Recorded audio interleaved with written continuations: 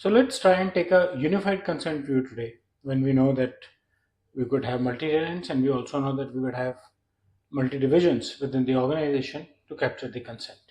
Welcome to my YouTube channel where you daily see new content on data privacy, and as I said, let's try and figure out what is a unified consent view. How should we actually have it and what would be a good unified consent view? Why does the fragmentation happen? Fragmentation happens because all the organizations have legacy systems still operational, right? And not just dumped, they are still operational. Old legacy systems where redevelopment might also not be a very easy task.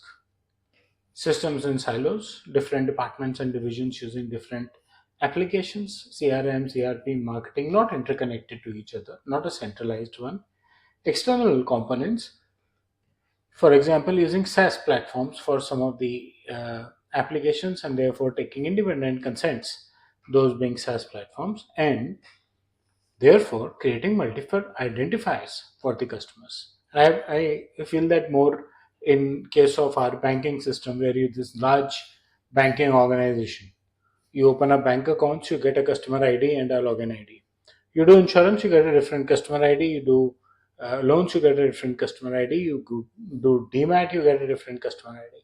Some customer IDs might be overlapping, but there's no single way how you can enter into the system and operate on multiple things in many of these organizations. So they are smaller organizations in a larger organization, and it's a very small thing as of now, but tomorrow when consent becomes important and someone has to sit down and keep giving consents to different parts of the same organization, it can be irritating. Even now, I faced a problem where my saving account is linked with my different mobile number and the LAS account is linked with the different mobile number. Right? So there has to be some uniformity in such things. How would it look like? A unified consent ID mapped across systems. Organizations will have to find out a common identifier first for the customers. Even if they are created separately for different services, they'll have to find out a common identifier. Like in banking, PAN number could be a very good common identifier. But then there would be a lot of people who would debate whether everyone would have a PAN number, right? So when you do KYC and you pick up Aadhaar number, everyone should have Aadhaar number, right? PAN number you might critically need for loans and DMATs, and therefore maybe in some rural areas they ignore PAN number while opening saving accounts. But for uniformity, Aadhaar number and Aadhaar based KYC is mandatory, right? So Aadhaar number can be taken up as a ID there or a common ID over there. Real-time dashboards would be available for consents. They should be able to track the life cycle of all the events, logging of all the events, and the APIs need to sync with each other, have a common database or sync with each other. What are the governance or designing foundations? Consent record structures, event logs need to be available. The design should be such that the records are in a structured format. Similar structures across all applications so that it is easy to make them interoperable, it is easy to sync them, it's easy to capture logs. Role-based access control across the platforms. Master system ownership needs to be assigned to a centralized system who is taking care of the entire operation.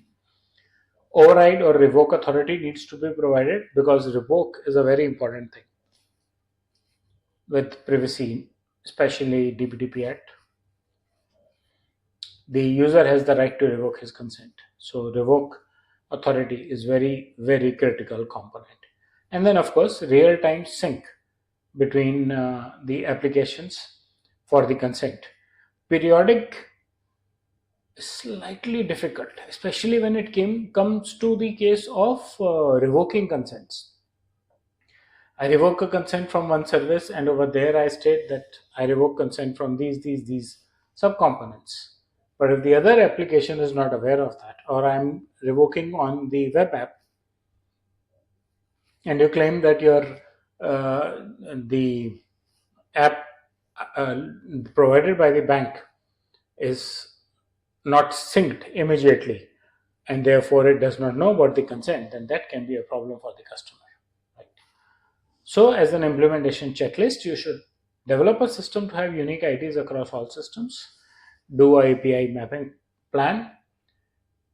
Access logs, most critical thing. Who accessed when, why, what was the purpose, what did you do? And they are supposed to be immutable. No one can tamper them. And how do you validate data sync across? These are some of the very important things as a part of the implementation checklist that needs to be handled, apart from handling the protocols, which protocols are to be used for which function. And without them, it would be very difficult to provide a unified consent view. So that's about a unified consent view. I hope you like the content of the video. Please press the bell and the like icon, subscribe to my YouTube channel, and share your feedback in the comment section. Thank you.